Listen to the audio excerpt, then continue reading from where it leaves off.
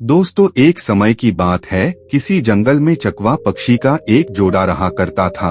चकवा और चकवी दोनों में बड़ा प्रेम था। दोनों अपना हंसी खुशी जीवन व्यतीत कर रहे थे।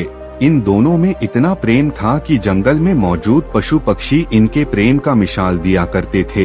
यहाँ तक कि चकवा चकवी एक दूसरे पर प्राण न्यौछावर करने के लिए तैयार रहते थे।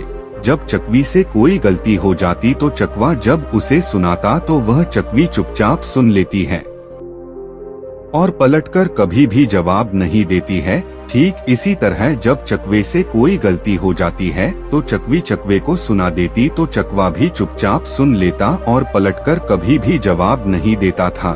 जब दोनों में किसी बात को लेकर खटपट होती तो थोड़ी ही देर में दोनों में सुलह भी हो जाती। चकवा का पड़ोसी एक कौआ था। कौआ का अपनी पत्नी से हमेशा हर बात पर झगड़ा हुआ करता था।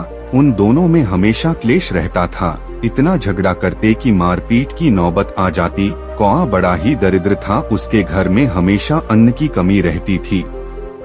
वही चकवा धन धान्य से संपन्न रहता था, क्योंकि इसके घर में खुशहाली और शांति थी। कौआ जब चकवा चकवी को देखता कि ये दोनों कितनी खुशी और आनंद से रहते हैं तो उसे जलन होती थी।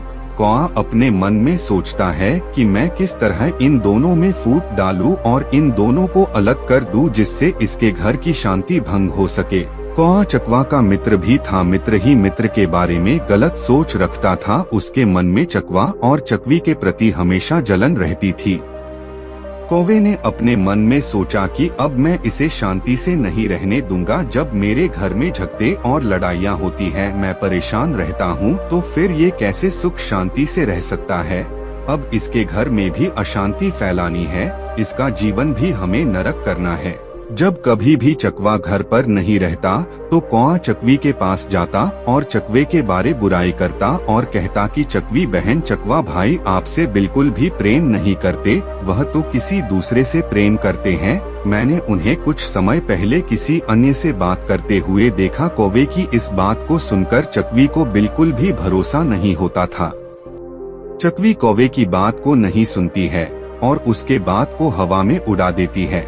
जब कभी चकवा अकेला रहता तो कौआ चकवा के पास जाकर चकवी की बुराई करता और कहता कि चकवा भाई, चकवी आपसे बिल्कुल भी प्रेम नहीं करती है, क्योंकि वह किसी अन्य से प्रेम करती है। मैंने आज ही चकवी बहन को किसी और से बात करते हुए देखा है। चकवा इन बातों को सुनकर हंसते हंसते टाल देता है और उस बात पर बिल्कुल भी भरोसा नहीं करता। अब इसी प्रकार कौआ चकवा और चकवी दोनों में बारी बारी से फूट डालने की कोशिश करता, लेकिन चकवा चकवी में इतना दृढ़ प्रेम था कि एक दूसरे पर विश्वास किया करते थे और दूसरों के बहकावे में नहीं आते थे। अब इस प्रकार कौआ जब हार जाता है तो कौआ अपनी पत्नी से जाकर कहता कि यदि तुम चाहती हो कि मैं तुमसे कभी भी झगड़ा न करूं तो तुम मेरा एक काम करो, चकवा और चकवी दोनों में मनमुटाव करवा दो, दोनों के बीच झगड़ा पैदा कर दो जिससे उनकी शांति भंग हो सके। कौआ ने अपनी से कहा कि जब भी तुम्हें मौका मिले तुम चकवी बहन का कान भरती रहना और मुझे भी जब भी समय मिलेगा मैं भी चकवा भाई का कान भरता रहूंगा, जिससे दोनों में लड़ाई झगड़ा हो सके। अब कौवे की पत्नी चकवी से जाकर कहती कि तुम्हारा पति तुमसे प्रेम नहीं करता, वह तो किसी दूसरे से प्रेम करता है। ठीक इसी तरह कौआ भी चकवा के पास जाकर कहता है, चकवा भाई, चकवी बहन आपसे प्रेम नहीं करती, वह किसी दूसरे से प्रेम करती है। कौआ और उसकी पत्नी अब प्रतिदिन चकवा और चकवी के कान भरते, जिससे धीरे धीरे चकवी को विश्वास होने लगा कि चकवी जरूर अब हमसे प्रेम नहीं करती है। ठीक इसी तरह चकवी को भी धीरे धीरे यह लगने लगा कि मेरा पति मुझसे प्रेम नहीं करता है। अब चकवा और चकवी में मनमुटाव होने लगा। दोनों के बीच झगड़े होने लगे, जिसकी वजह से लक्ष्मी जी ने चकवा और चकवी के घर को छोड़ दिया, क्योंकि जिस घर में लड़ाई झगड़े होते हैं उस घर में माँ लक्ष्मी का वास नहीं होता है।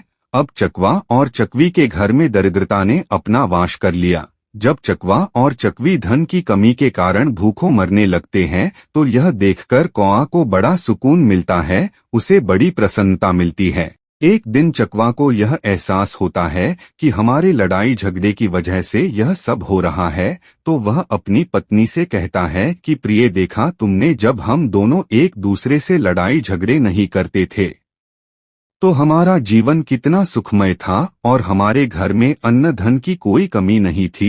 लेकिन जब से हम दोनों आपस में लड़ने झगड़ने करने लगे हैं, तब से हमारे घर में अन्न धन की कमी हो गई है।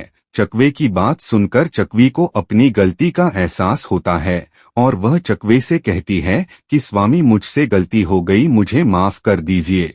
हमें इस प्रकार दूसरों के बातों में आकर आपस में लड़ना झगड़ना नहीं चाहिए। तब चकवी ने चकवे से कहा कि इस समस्या के समाधान के लिए हमें क्या करना चाहिए। तब चकवे ने कहा कि यही पास ही गुफा में एक सिद्ध पुरुष महात्मा रहते हैं, हम उनके पास चलते हैं।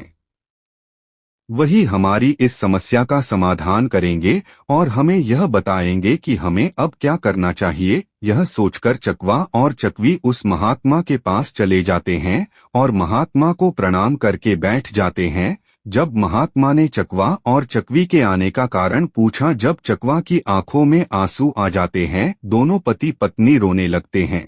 चकवा विस्तार पूर्वक पूरी कहानी उस महात्मा को सुना देता है।